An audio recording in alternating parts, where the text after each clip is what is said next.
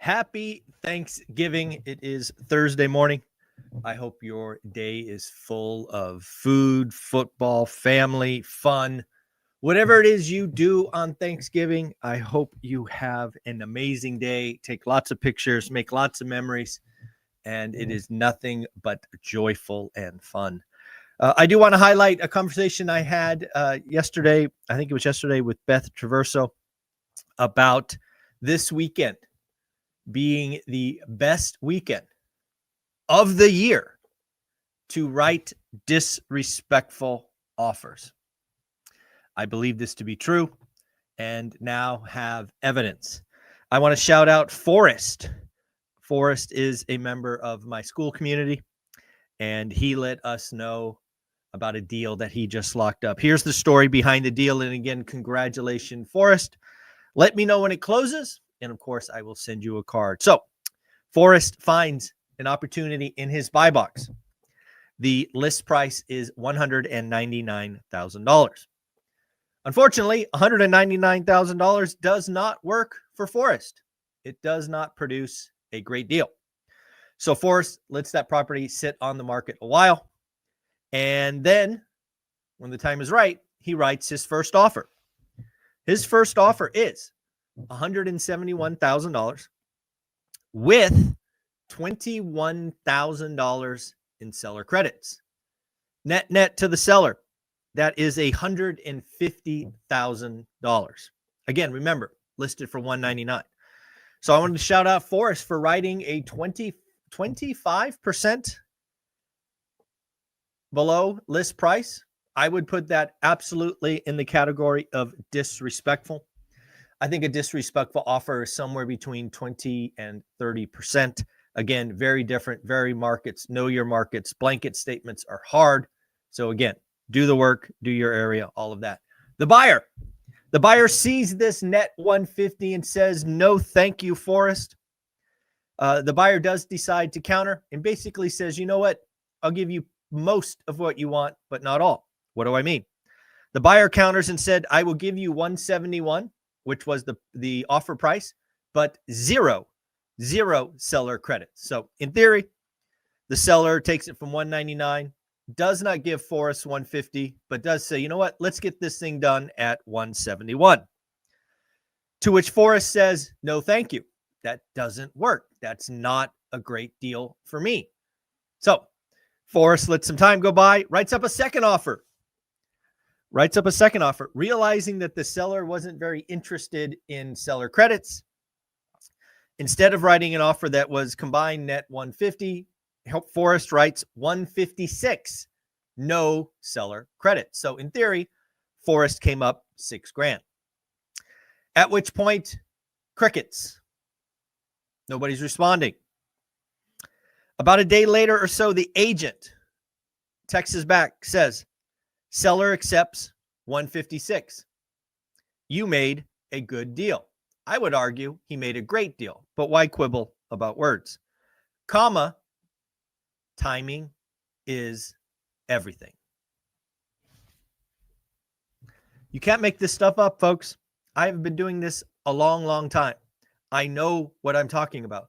I have the track record to prove that these weekends, this weekend especially, is the weekend to write that offer. Why? Nobody else is writing offers. They're all out watching football, getting fat, drinking beer. Do your job. Write the offer. Follow up. Do the work. Again, at the end of the text, timing is everything. Folks, it is that simple. I do want to let you know that we're doing something special today in about 26 minutes. The one and only Dion and I will be going live right here on this channel and his channel as well, just to say thank you, interact, ask questions, riff, have some fun.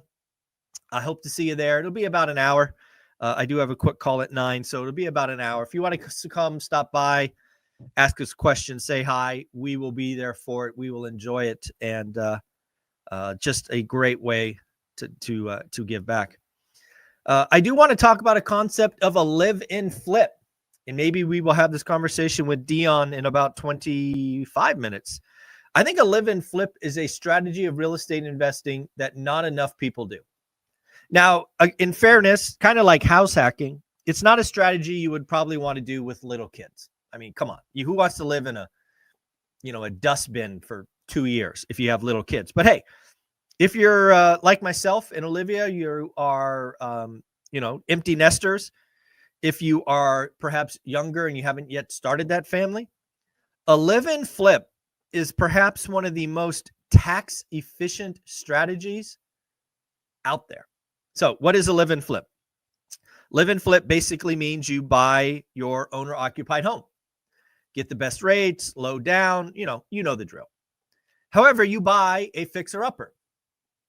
And then you spend the next 2 years slowly remodeling it. Now, why 2 years? Why don't you make it faster? Because again, we are trying to do something that is tax efficient. There is currently a loophole in the tax code that says you as an owner occupant can get up to $250,000 if you're single, up to $500,000 if you're married, tax-free, by selling your owner-occupied home. Now, folks, if you don't know this, Dion has a wonderful duplex right on the water, near the water, that is his owner-occupied home. It's where he lives. It also happens to be where he house hacks, so he's getting paid to live there. But hey, we've already talked about why that's a cheat code. Well, Dion's coming up on 2 years. I think it's 2 years in July. Guess what? He could list and sell that property, probably profit 200 grand, maybe 250, and not pay 1 penny to the IRS. How do you like me now? This is a wonderful strategy. And again, I don't know if Dion will do it. We'll ask him in the show, but you can certainly see why that is a wonderful strategy. I mean, think about that. $250,000 tax-free. Even if taxes is 20%, that's 50 grand. And oh, by the way, folks, you could do this every 2 years. Every 2 years. As long as you're comfortable living in a remodeling unit, why not? Come on. What's the problem? Inflation is heating up. We did talk about that.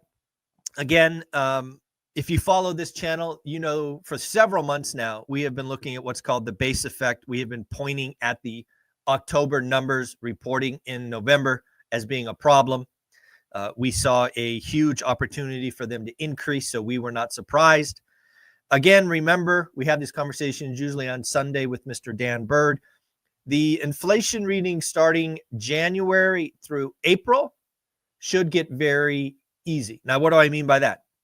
We have about a 4-month period where we're going to knock off a big number and likely replace it with a smaller number. Let's give you some examples. Let's say, because it's like a roller coaster, right? There's 12 carts. Let's say the first cart that rolls over is a 4. If you replace it with a 2, inflation falls. If the next cart rolls over and it's a 3 and you replace it with a 2, inflation falls. You got me? That is what we have for about a 4-month period where we are knocking off rather large numbers and hopefully replacing them with much smaller numbers, which will drag, yank, push, crash inflation to sub 2%. It's kind of a mathematical certainty as long as we don't see some kind of oil disruption or supply chain disruption or something of that ilk. So again, we will be needing to watch that going forward. We did have another accountability call in school. In fact, it is the original accountability group. It's 22 weeks in a row. 22 weeks in a row. Wednesdays, Frank has been leading an accountability group. It's this one ran 3 hours. They talked about DSCR loans, construction loans, and the story of stabilizing 14 properties over 2 years. Folks, you need to join school. You need to find the group that is right for you. I want to give a special shout out to our 2 latest accountability groups. I want to shout out Hunter. Hunter is actually leading a mastermind or accountability group focused on real estate agents real estate brokers. I'll even throw mortgage brokers in there, folks. If you are in the business and you want to get around other collaborators and folks that are doing the work, can be no better way than joining school, joining the accountability group with Hunter and the like. It is amazing. And then the group that I have been waiting for, the group that I have been hoping would happen, has happened. I want to shout out Amelia, my mistake. Amelia, I knew I said that wrong. Amelia and Jen, the ladies of ORAT, have an accountability group, have a call. It is scheduled Wednesdays, 8 a.m. Pacific. I believe that is the time they have set. It's on the calendar, so you will see it.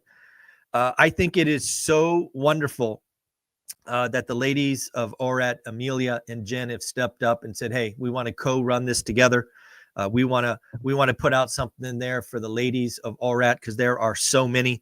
And I was very hopeful that this would happen. And I got the text or the note or the DM or whatever you call it yesterday that they were ready to rock and roll. So we've got 3 accountability groups. We've got a mastermind for agents. Now we have a ladies of ORAT accountability group. So we are doing big things in school. I don't know why you haven't joined and got around all of these other amazing folks. Just go to school.com, look one rental at a time, measly 67 cents a day, and you will enjoy it. Let's talk about tariffs. Again, as you've heard me say repeatedly, my belief is the tariffs are a threat, aka a sledgehammer is the word I have used. It is going to be used to do what it does, and it's going to force conversations. It looks like the threat of tariffs on Mexico and Canada are already working. There was a very quick call with Canada and a call yesterday with the president of Mexico, and we are making substantive movements in stopping caravans of migrants coming to the U.S. border. We are making headway in identifying fentanyl and sources to stop the destruction of our youth and all of that from fentanyl. All good things. Again, when you talk about Mexico, I read a report the other day that something like 35% of what Mexico produces gets pushed to the U.S. If you think that Mexico could make the same threat to the U.S., realize that less than 2% of the stuff we make goes to Mexico. So it is not an even exchange, if you know what I mean. So again, the threats of tariff are just that. They are a sledgehammer to force communication, force behavior modification, and in this case, stop the migrant caravans and stop the horrible movement of fentanyl into our country. So let's just call that a win-win. Let's talk about new home sales. Something that, again, points to the exactly broken housing market that I correctly called several years ago. Did you know, historically speaking, that new home sales made up roughly 13% of total transactions? The housing market is so distorted today. New home builders are playing with an unfair advantage because, again, they could play with interest rates, that they are now 26% of total transactions. Now, of course, a lot of that is because existing home sales have fallen from 6.6 million to 3.9, but why quibble? New home sales are 26%. And I want to shout out the creator of that data, Rick Palacios from John Burns Consulting. I saw that in a text or tweet that he sent out. I did dig into some existing home sales data that I failed to earlier in the week. It looks like existing home sales are down at 3.96. We discussed that. Prices up to 407. They are up 4% year on year. Volume. This was interesting. I didn't know this until I went back and looked at the data from last week. Transaction volume is actually up 2.9% year on year. It's the first time transactions were up in 12 months. So pretty interesting. First-time home buyers now make up 27% of transactions. That is horribly low. I think the cycle low is 26. So 27 is not much better. Usually 40%. A healthy real estate market, a healthy housing market has first-time home buyers between 40 and 42%. So 27, bad. Inventories at 17%, or I'm sorry, investors are 17% of the market. Cash buyers make up 27% of the market. Distressed market is 2%. And days on market are up to 29. The housing market is slowing down. It's a buyer's market. Please expect the days on market to continue to increase. And the final stat I looked at was exactly what I called 2 years ago. I said, folks, the housing market is broken. We are going to see a distortion in transactions. We are going to see low in volume fall and high in volume increase, AKA median home price would go up. You cannot imagine the hate I got for making that call, which is really funny because it's just math. If you don't understand median home price, that's not my problem. But yes, some of you have been around for a long time. You can remember the hate I got. I even did a whiteboard where we listed out home prices and tried to show you why removing transactions from the low end and keeping the transactions at the high end would mean median home price go up. It's math, folks. Go back and take statistics. Here we go. In September, these are September numbers. No, these are October numbers. What month are we in? Yeah, October numbers. Transactions below 100 grand fell 18.5%. Transactions 100K to 250K fell 1.4%. Again, remember, housing market is broken. No move-up buyers. Nobody selling entry-level homes, AKA sales go down. Now, 250 to 500K, up 8.6%. 500K to 700K, up 16.2%. 750K to 1 million, up 19.9%. And the coup de grace, sales over $1 million, up 23%. Folks, it's math. It's just math.